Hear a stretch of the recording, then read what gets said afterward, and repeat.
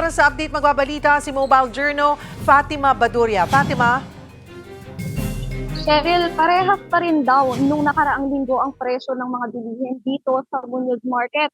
Although simula kanina pang umaga, napapansin ng mga nagtitinda dito na medyo matumal daw ang bentahan dahil sabi nila baka raw nagsimula ng magtipid ang ilang mamimili. Although sabi naman ng mga mamimili ay okay pa raw, no?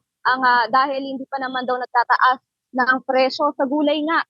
Nasa 140 pesos per kilo ang ampalaya habang ang repolyo ay 50 to 70 per kilo, 80 pesos naman ang kilo ng talong. Ang kamatis 40 to 50 pesos per kilo, ang bawang naman ay 160 pesos per kilo habang ang sibuyas ay 130 pesos per kilo. Ang itlog naman ay nasa 7 to 10 pesos ang isang piraso, depende yan sa laki. Bukod dito, ang lokal na bigas ay nasa 48 pesos to 52 per kilo habang ang imported na well-milled naman ay 53 to 58 pesos.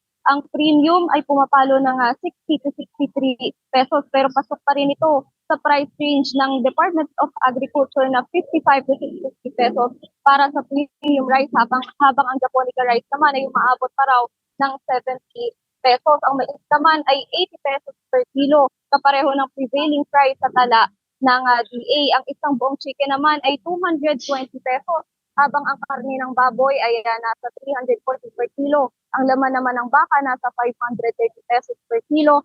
Steady rin ang presyo ng isda.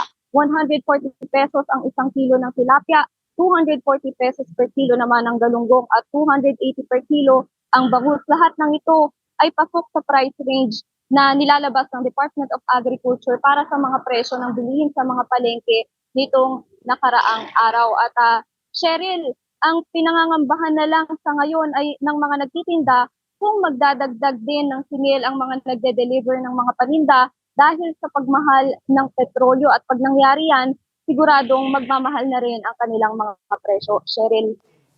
Maraming salamat, Mobile Journal, Fatima Baduria.